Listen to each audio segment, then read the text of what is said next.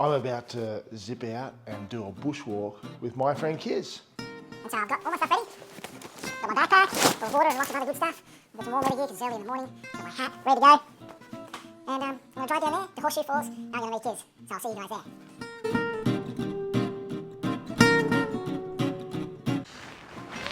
We made it!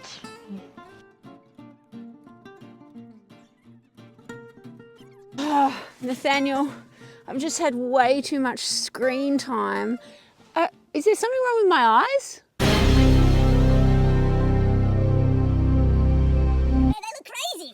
I mean, no amount of eye drops has done anything about it. It's killing me. Anyway, I really need a bushwalk. I need to get out in the bush. Yeah, let's have a look in your pack. What have you got? I found a map from many, many moons ago. It was made by Coral Kids of Horseshoe Falls. And the kids who drew those pictures are now in year 12. Almost everyone who goes to our school Would live within 10 kilometres of Horseshoe Falls? Absolutely. Yeah. So I've got some snacks. I've brought a little pocket transient stove so that you and I can have a cup of coffee or something on the trail. What else have I got? I brought a spare pair of shoes because there's heaps of water at Horseshoe Falls, so it's a really great spot to maybe go wading or looking for crayfish or something like that. It's pretty important to always take some kind of first aid kit. And I brought a topographic map, so maybe we could get that out a bit later. Got some matches so we can have our cup of coffee. Plenty of water. You know what? Already out in the bush, my eyes feel better. I reckon we're good to go. All right, beauty, where are we? Horseshoe Falls. Coral was just up the hill. All right, cool. Let's do it.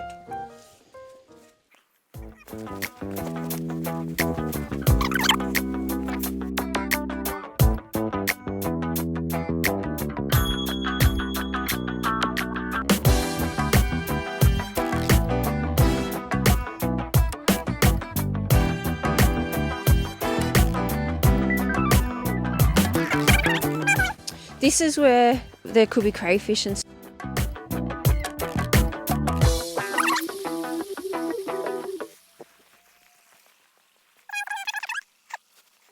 How lucky are we? It's blue sky and a beautiful early morning to be out in the bush. We would like to acknowledge the traditional custodians of the land, the Darug and Gundungurra people, and Nathaniel and I pay our respects to elders past, present and emerging, and we feel so privileged and lucky to be exercising on country on this fine day.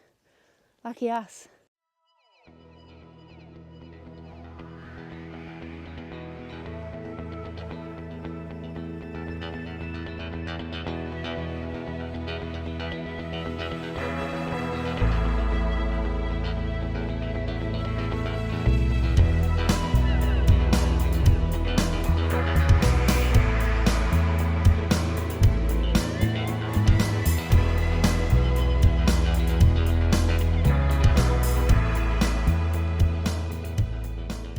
On this walk, you're going to see this tree.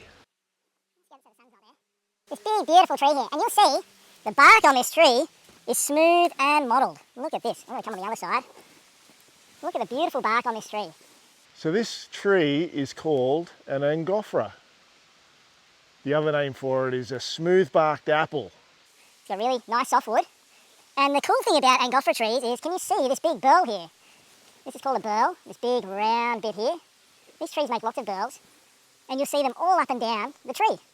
The other way that you can tell that it's an Angophora is that they have very unusually shaped branches. So they almost have they look like human arms, like at elbows, and they have big elephant elbow or knee knobbles on their branches. So it's really easy to tell. So Nathaniel, have you ever been busting to poop in the bush? Oh, have I ever? So years ago, David King, a Gundungurra elder, he brought a bunch of kids from our school down here, and he stopped us a few times at a plant that looked like this, and he told us that, you know, thousands of years ago this was a really good choice for toilet paper. Could maybe take some home and pop it next to the loo and give it a go.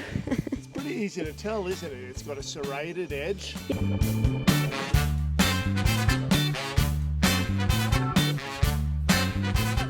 Behind me is a Banksia tree. So you're going to see plenty of those on this walk. There's plenty of them in the mountains. You can see this lovely sort of bulbous bark. It feels very soft. I've actually got some Banksia wood at home, and when you cut open the timber, It's a really dark, maroony red colour. It's beautiful and a really unusual texture. Their Latin name, I think it's Banksia Serrata. And why do you think it's called serrata? You ever heard of a serrated knife? There's a Banksia right there, the big bad Banksia man. There is an enormous wall of ferns right here. That must be a cliff. A rock wall that's completely enclosed in ferns and bracken. That's amazing. I've never seen anything like that. So water lands up the top and then gets filtered straight through that. So that's the bottom part of a swamp. And where do you think it's going to end up? Well, it's going to end up right behind us, down that hill there, in the creek that leads to the waterfall that we're going to. That water travels a long, long way. Look at that beautiful tree. And you can see the knobbles all over it. This incredible smooth bark. Look how smooth it is. I've seen these trees just after rain. And what happens is they drink all this water from the ground and swell up, and they get so fat that the outside of the bark actually starts to crack away.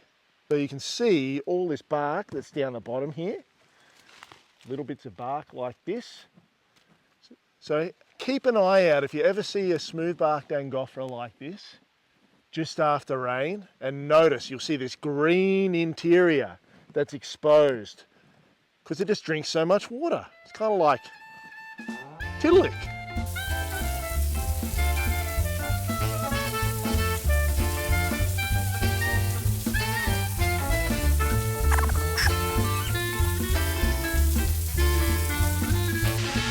Isn't this magnificent?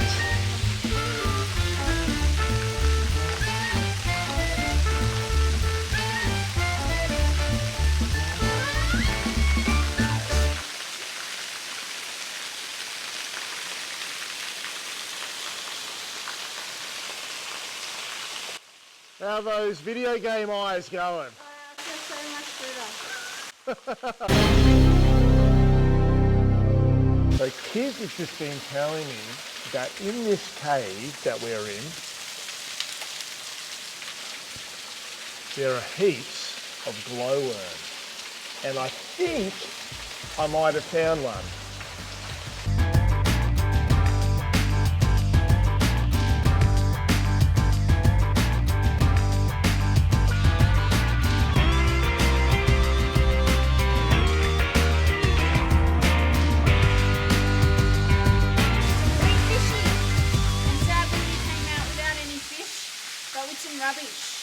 So this was floating down in the little pool down here, and we've decided to do our bit, and we're going to take it home and put it in the recycling bin and dispose of it more appropriately. I wonder how much litter and rubbish from our playground ends up down here in Horseshoe Falls. I was just walking along and look what I saw. Look at those plants up there in the roof of the cave. How on earth do the seeds get up in there? Yeah. Oh, it's really awesome. Oh! Freeze! Snake! Snake! Snake! Nathaniel,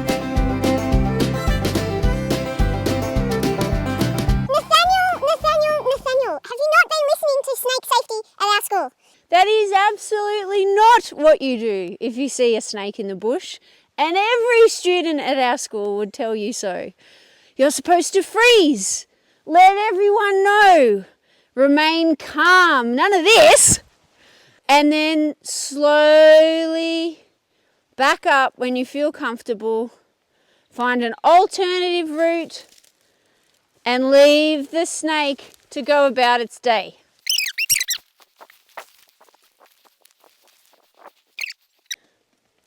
What do we got? Jelly snakes. Yeah.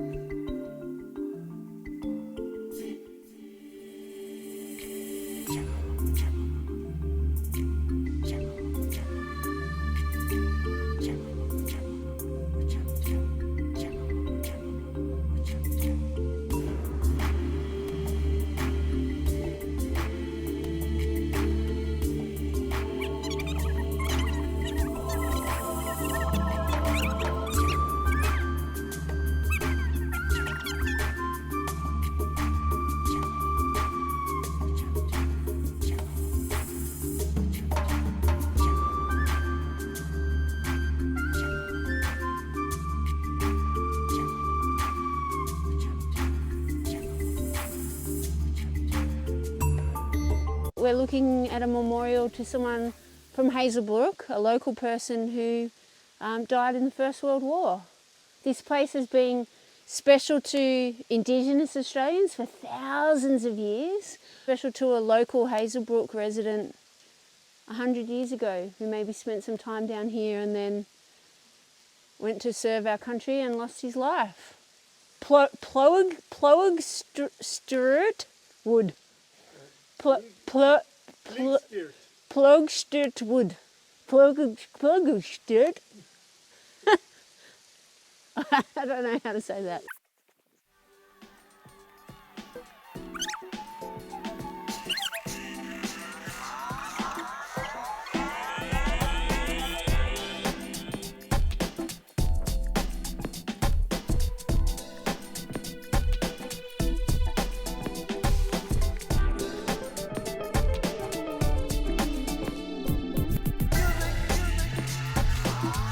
I've just spotted some handprints.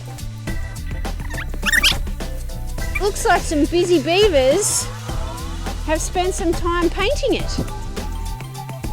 And someone's drawn a little sun over here.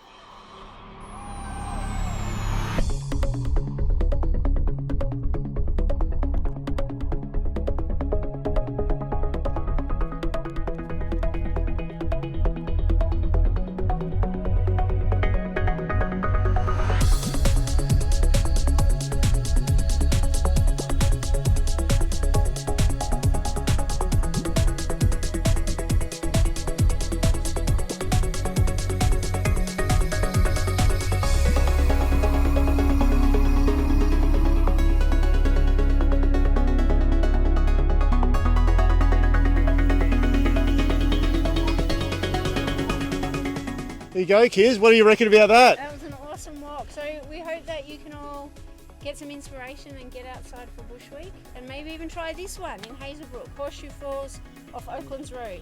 Yeah. What's Nate up to? Meets PE. Get outside, keep moving. See ya.